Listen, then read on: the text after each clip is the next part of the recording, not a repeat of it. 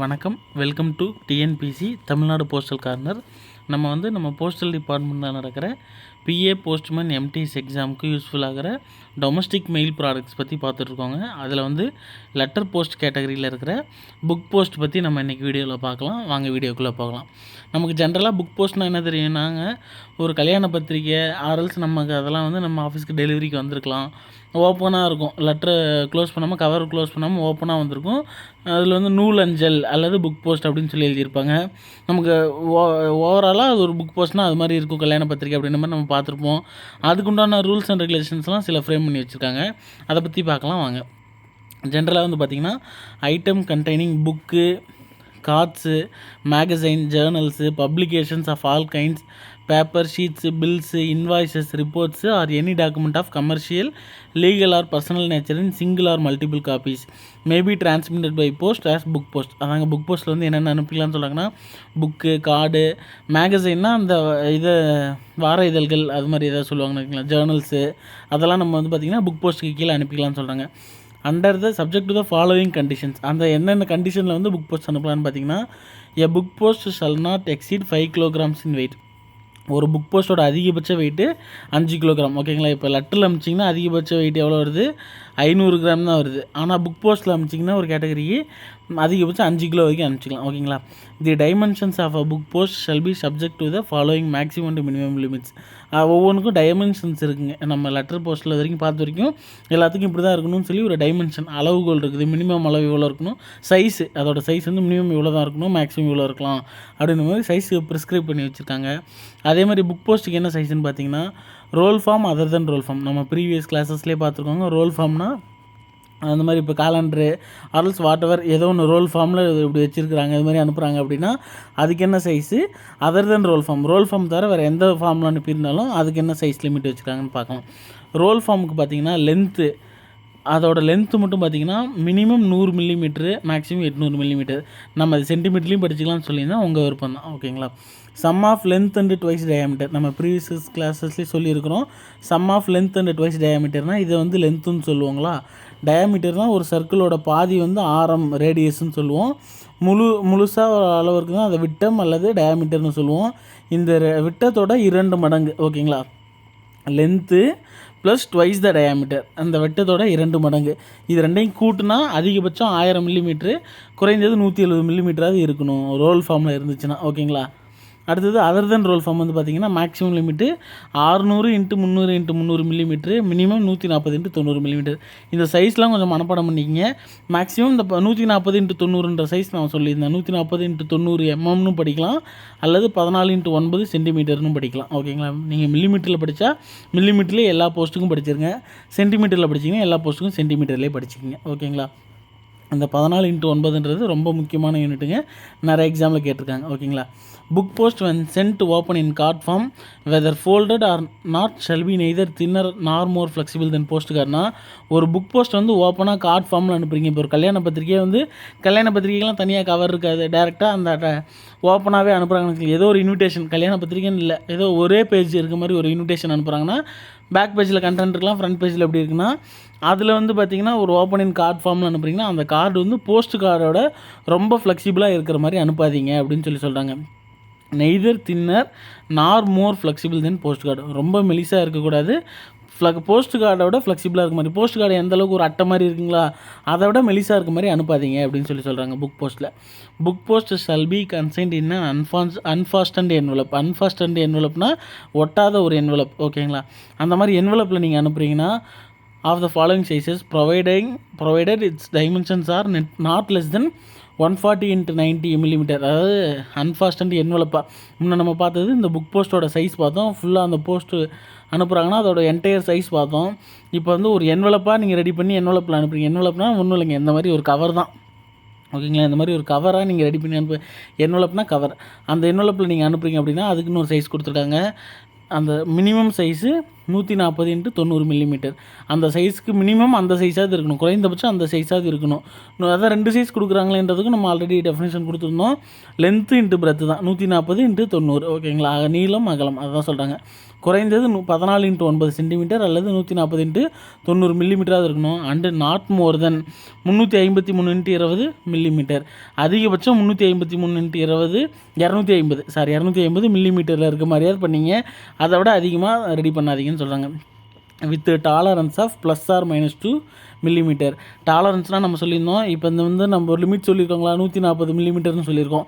அதை விட ஒரு 2 மில்லிமீட்டர் சேர்த்து 142 வச்சுக்கலாம், 138 வச்சுக்கலாம். இந்த மாதிரி ஒரு 2 மில்லிமீட்டர் முன்ன பின்ன நம்ம அட்ஜஸ்ட் பண்ணிக்கலாம். அதை தாண்டி இருக்கக்கூடாதுன்னு சொல்கிறாங்க. அப்படி போனால் அதில் வந்து இன்ஃப்ரிஞ்ச்மெண்ட் ஆஃப் கண்டிஷன்ஸில் வந்துடும். நம்ம சொல்லியிருக்க கண்டிஷன்ஸை அவங்க மீறுறாங்கன்ற மாதிரி நம்ம எடுத்துக்கலாம். The items shall have the inscription book post on the address side of the item. அந்த அட்ரஸ் சைடு ஐட்டம்னா என்னது, ஆர்டிக்கல். அந்த ஆர்டிக்கலோட அட்ரஸ் சைடில் நம்ம அட்ரஸ் எழுதுகிற சைடு தான் அட்ரஸ் சைடுன்னு சொல்லுவோம். அந்த அட்ரஸ் சைடில் புக் போஸ்ட் அப்படின்ற இன்ஸ்கிரிப்ஷன் கண்டிப்பாக இருக்கணும். ஏன்னா வந்து நார்மல் லெட்ரு போஸ்ட்டுக்கும் புக் போஸ்ட்டுக்கும் வந்து டேரிஃப் மாறும் இல்லைங்களா. புக் போஸ்ட்லாம் வந்து பார்த்திங்கன்னா ரேட்டு கம்மி. அதனால் புக் போஸ்ட்டுன்னு நீங்கள் மேலே எழுதணும். அப்படின்னா தான் புக் போஸ்ட்டு நமக்கு தெரியும்.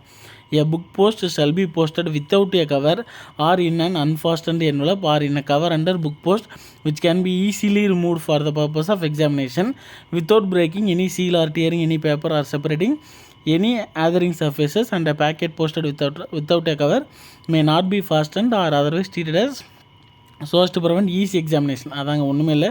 ஒரு புக் போஸ்ட்டை வந்து கவர் இல்லாமல் தான் அனுப்பணும். ஒரு அன்ஃபாஸ்டன்ட் என்வலப் ஒட்டாத கவரில் தான் அனுப்பணும்.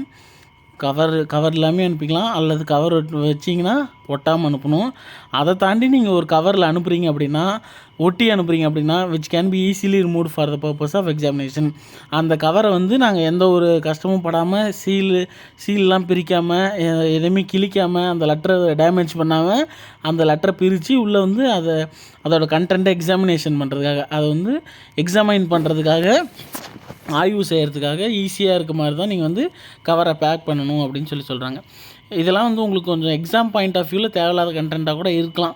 ஆனால் சும்மா ஜஸ்ட்டு தெரிஞ்சுங்க, நமக்கு எது கேட்க போகிறாங்கன்றது நமக்கு தெரியாது. காம்படிட்டிவ் எக்ஸாம் பொறுத்த வரைக்கும் நமக்கு எந்த எக்ஸாமில் எது கேட்பாங்கன்றதுக்கு ஏதாவது ஒரு அஷூரன்ஸ் இருக்குங்களா? கண்டிப்பாக கிடையாது. அதனால் நம்ம இதெல்லாம் ஜஸ்ட்டு சும்மா தெரிஞ்சுக்கிங்க, நோட் பண்ணி வச்சுக்கிங்க. இவ்வளோ டீட்டெயிலாக நீங்கள் எழுதி வைக்கணுன்னு அவசியம் கிடையாது. சும்மா உங்களுக்கு புரிகிற மாதிரி காதில் கேட்டுக்கிட்டிங்கனாலும் ஓகே தான். அதில் சும்மா சிம்பிளாக நோட் பண்ணி வச்சுக்கிங்க. அடுத்து, a book post shall not contain paper money. கண்டிப்பாக அதில் வந்து வேல்யூபிள் பேப்பர் மணினா ஒன்றும் இல்லைங்க, நம்ம மணி தான், நம்ம யூஸ் பண்ணுற பணங்கள் தான். பணத்தை வந்து பார்த்திங்கன்னா அதை யூஸ் பண்ணாதீங்க அப்படின்னு சொல்கிறாங்க. பணம்னா டைரெக்டாக பணம் மட்டும் சொல்ல, அதுக்கு இன்னொரு கண்டிஷன் சொல்கிறாங்க பாருங்கள். Which for the purpose of this regulation includes unobliterated postage. அதாவது கேன்சல் பண்ணாத செல்லுபடி ஆகக்கூடிய போஸ்டேஜ். நம்ம வாங்கக்கூடிய அந்த போஸ்டேஜ் ஸ்டாம்ப் இல்லைங்களா, அந்த stamp, other stamp, hundis, cheques, bank post bills of exchange, இதெல்லாம் வந்து நீங்கள் அனுப்பக்கூடாது அப்படின்னு சொல்கிறாங்க. Orders are authorities for the payment. ஏதாவது பேமெண்ட் பண்ணுற மாதிரி ஏதாவது ஒரு மெமோ இருக்குது அப்படின்னா, பேமெண்ட் ஆஃப் மணி, அதெல்லாம் நீங்கள் அனுப்பாதீங்கன்னு சொல்லுங்கள். அந்த பண வரவு சம்மந்தமான பேப்பர் மணி அதெல்லாம் நீங்கள் அனுப்பாதீங்க அப்படின்னு சொல்கிறாங்க புக் போஸ்ட்டில். Provided that the book post May contain one stamped and addressed envelope, post card, rapper bearing the name and address of the sender of the packet or some other person named thereon. அதான் என்ன சொல்கிறாங்கன்னா, ஒரு book போஸ்ட்டில் வந்து இப்போ இதெல்லாம் இருக்கக்கூடாதுன்னு நம்ம பார்த்துறாங்களா, பேப்பர் மணிலாம் இருக்கக்கூடாதுன்னு சொல்கிறாங்களா. ஆனால் ஏதோ ஒன்று இருந்துக்கலாம்னு சொல்கிறாங்க. அது என்னென்னு பார்த்தீங்கன்னா, one stamped and addressed envelope. அந்த ஏதோ ஒரு என்வலப்போ அல்லது போஸ்ட் கார்டோ அல்லது ரேப்பரோ ஏதோ ஒன்று ஆல்ரெடி ஸ்டாம்ப் அடித்து அட்ரஸ் எழுதி அதோட பர்பஸை ஆல்ரெடி முடிச்சிருக்குது. ஆல்ரெடி ஒரு லெட்ரு போயிட்டு வந்திருக்குது, அந்த லெட்டரை நீங்கள் அதில் இன்க்ளூட் பண்ணியிருக்கீங்க அப்படின்னா நீங்கள் அது யூஸ் பண்ணிக்கலாம் புக் போஸ்ட்லேருந்து சொல்கிறாங்க. எனி டாக்குமெண்ட் இந்த contained in the book post item shall not be addressed to an addressee nor served from a sender other than those of the item. அதாவது என்ன சொல்கிறாங்கன்னா, அந்த புக் போஸ்ட்டில் இருக்கிற ஐட்டம் வந்து அந்த அட்ரஸையை தவிர வேறு யாருக்காவது நீங்கள் அதுலேயே இன்க்ளூட் பண்ணுறீங்க. இப்போ ஒருத்தருக்கு நீங்கள் வந்து லெட்டர் அனுப்புகிறீங்க, அந்த நீங்கள் அனுப்பக்கூடிய புக் போஸ்ட்டில் வந்து அதுக்குள்ளே இன்னொரு லெட்டர் இருக்குது, அது இன்னொருத்தவங்களுக்கு கொடுத்துருங்க அப்படின்ற மாதிரிலாம் எதுவும் லெட்டர் அனுப்பக்கூடாது அப்படின்னு சொன்னாங்க. அட்ரஸிக்குன்னா அவங்களுக்கு தான் போகணும். Provided that the items posted as book post shall be treated as letter post if the weight is up to 500 grams or parcel if the weight is more than 500 grams. நம்ம வந்து லெட்டரில் அதிகபட்ச வெயிட் 500 கிராம் தான் போட்டு பார்த்துட்டோம். முன்னே வந்து பார்த்திங்கன்னா 2 kg இருந்துச்சுங்களா. இப்போ வந்து ஒரு லெட்டரோட அதிகபட்ச வெயிட் 500 கிராம்னு பார்த்துட்டோம். அதனால் ஆனால் புக் போஸ்ட்டுக்கு 5 கிலோ இருக்குங்களா. ஸோ தட் இவங்க என்ன சொல்கிறாங்க, ஒரு புக் போஸ்ட்டை வந்து 500 கிராமுக்குள்ளே நீங்கள் அனுப்புனீங்கன்னா அதை லெட்டர் போஸ்ட்டாக நாங்கள் ட்ரீட் பண்ணிக்குவோம். 500 கிராமுக்கு மேலே அனுப்புனீங்கன்னா அதை வந்து நாங்கள் பார்சல் போஸ்ட்டாக ட்ரீட் பண்ணிக்குவோம் அப்படின்னு சொல்கிறாங்க. ஓகேங்களா? அப்படின்னா புக் போஸ்ட், லெட்டர் போஸ்ட்டாக, பார்சல் போஸ்ட்டான்னு யாராவது கேட்டாங்கன்னா பேஸ்டாக இருந்தால் டிபெண்ட்ஸ் அப்போ அந்த வெயிட் அப்படின்ற மாதிரி நம்ம சொல்லணும். ஓகேங்களா? 500 கிராமுக்குள்ளே நீங்கள் அனுப்புனீங்கன்னா அது லெட்டர் போஸ்ட்டு, 500 கிராமுக்கு மேலே அனுப்புனீங்கன்னா அது பார்சல் போஸ்ட். ஓகேங்களா? In case of infringement of any of the conditions mentioned above, the book post shall be treated as letter and on delivery be charged with the double the postage. அதாங்க நம்ம already இதுக்கு முன்னாடி இந்த ILC post card அதெல்லாம் அதே பார்த்த மாதிரி தான். நம்ம மேலே சொல்லியிருக்க கண்டிஷன்ஸ் எதாவது இன்ஃப்ரிஞ்ச் பண்ணுறீங்க, இன்ஃப்ரிஞ்ச்மெண்ட்னா மீறுறது, நம்ம இப்படிலாம் அந்த சைஸ் இருக்கணும் அப்படின்னு சொல்லி இதுக்கு முன்னாடி பார்த்தோம் இல்லைங்களா, அந்த இதெல்லாம் மீறினீங்க அப்படின்னா உங்களோட புக் போஸ்ட் வந்து லெட்டராக வந்து நாங்கள் ட்ரீட் பண்ணிக்குவோம். அப்படி ட்ரீட் பண்ணி டபுள் த போஸ்டேஜ், லெட்டராக ட்ரீட் பண்ணால் எவ்வளோ அமௌண்ட் வருதோ அந்த அமௌண்ட்லேருந்து நீங்கள் பார்சலுக்கு எவ்வளோ அமௌண்ட், அதாவது புக் போஸ்ட்டுக்கு ஆல்ரெடி எவ்வளோ அமௌண்ட் கட்டியிருக்கீங்களோ அதை கழிச்சிட்டு மீதி வர அமௌண்ட்டு டபுள் த போஸ்டேஜாக வாங்கிக்கோன்னு சொல்கிறாங்க. அதாவது 500 கிராமுக்குள்ளே இருந்தால் லெட்ரு, 500 கிராமுக்கு மேலே போனால் இந்தியா போஸ்ட்டு பார்சலாக ட்ரீட் பண்ணிக்கோன்னு சொல்கிறாங்க. இப்போ வந்து பார்த்திங்கன்னு வச்சுக்கலாம், விச் எவர் என்டைல்ஸ் லோயர் சார்ஜ்னு சொல்கிறாங்க. And any postage paid and shell be taken into account assessing the charges. நீங்கள் வந்து ஒரு புக் போஸ்ட் அனுப்புகிறீங்க, அந்த புக் போஸ்ட்டில் வந்து நம்ம சொல்லியிருக்க கண்டிஷனை வந்து நீங்கள் மீறிட்டீங்க. ஓகேங்களா? இப்போ மீறிட்டிங்கன்னா நீங்கள் ஒரு 50 கிராம் இருக்கிற புக் போஸ்ட் அனுப்புகிறீங்க, அதுக்கு எவ்வளோ சார்ஜ் போட்டிருப்பீங்கன்னா 4 ரூபா கட்டியிருக்கீங்கன்னு வச்சுங்க. 4 ரூபா கட்டியிருக்கீங்க, அதை மீறிட்டிங்கன்னா 50 கிராம்ன்றதுனால அதை வந்து நம்ம லெட்டராகவே ட்ரீட் பண்ணிக்கலாம். கண்டிஷன்ஸை மீறிட்டதுனால இப்போ லெட்டராக ட்ரீட் பண்ணோம்னா 50 கிராமுக்கு எவ்வளோ, 20 கிராமுக்கு 5 ரூபான்னு தெரியும். 50 கிராம்னு பார்க்குறப்போ ஒவ்வொரு 20 கிராமுக்கு 5 ரூபானா 50 கிராம்னா 3 யூனிட்டில் வந்துடும். ஃபஸ்ட்டு 20 கிராம், அடுத்து 20 கிராம், அதுக்கடுத்து 20 கிராம், 3 யூனிட் வந்துடும். 5, 10, 15 ரூபா வாங்கணும்.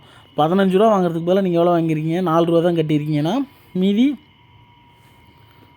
11 ரூபாங்களா, அந்த 11 ரூபா இன்ட்டு 2, 22 ரூபா வந்து உங்களுக்கு பெனால்ட்டி போடுவாங்க. ஓகேங்களா? இது கொஞ்சம் பார்த்துக்குங்க. ஒருவேளை அதுவே 500 கிராமுக்கு மேலே போயிடுச்சுன்னா அதை வந்து பார்சலாக ட்ரீட் பண்ணிக்குவாங்க. பார்சல்லேருந்து நீங்கள் எவ்வளோ அமௌண்ட் கட்ட வேண்டியது இருக்குதோ அதில் டபுள் த அமௌண்ட் வாங்கிக்குவாங்க. புக் போஸ்ட்டுக்கு ரேட்ஸ் ஆஃப் போஸ்டேஜ் பார்த்தீங்கன்னா ஃபஸ்ட்டு 50 கிராம், ஃபஸ்ட்டு 50 கிராமுக்கு 4 ரூபா, எவ்ரி அடிஷ்னல் 50 கிராம்ஸ், ஒவ்வொரு 50 கிராமுக்கும் 3 ரூபா. ஓகேங்களா? அதாவது thereof in excess of 50 grams, அந்த 50 கிராம் தாண்டினதுக்கப்புறம் ஃபஸ்ட்டு 50 கிராமுக்கு 4 ரூபா, அந்த 50 கிராம் தாண்டினதுக்கப்புறம் வரக்கூடிய ஒவ்வொரு 50 கிராமுக்கும் 3 ரூபா. இப்போ 100 கிராம் ஒருத்தவங்க புக் போஸ்ட் அனுப்புகிறாங்கன்னா ஃபஸ்ட்டு 50 கிராமுக்கு 4 ரூபான்னு பார்த்துருங்களா, அதனால் ஃபஸ்ட்டு 50 கிராமுக்கு 4 ரூபா ப்ளஸ் அப்புறம் ஒவ்வொரு 50 கிராமுக்கு 3 ரூபான்னு சொன்னாங்களா, இதில் வந்து ஃபஸ்ட்டு 50 கிராம் இருக்குது அது 4 ரூபா, அடுத்த 50 கிராமுக்கு 3 ரூபா. இதுவே 150 கிராமாக இருந்துச்சுன்னா இன்னொரு 50 கிராமுக்கு இன்னொரு 3 ரூபா போட்டு 10 ரூபா வாங்குவோம். ஓகேங்களா? இது கொஞ்சம் பார்த்துக்குங்க. இதான் ரேட்ஸ் ஆஃப் போஸ்டேஜ். இன்னும் அடுத்தடுத்து இந்த பிளைண்ட் லிட்ரேச்சர் அதெல்லாம் வந்து அடுத்தடுத்த கிளாஸில் பார்க்கலாங்க. ஏதாவது டவுட் இருந்துச்சுன்னா கமெண்ட் செக்ஷனில் சொல்லுங்கள், அரல்ஸ் நீங்கள் பர்சனலாக வந்து சொன்னீங்கனாலும் ஓகே தான். தேங்க்யூ.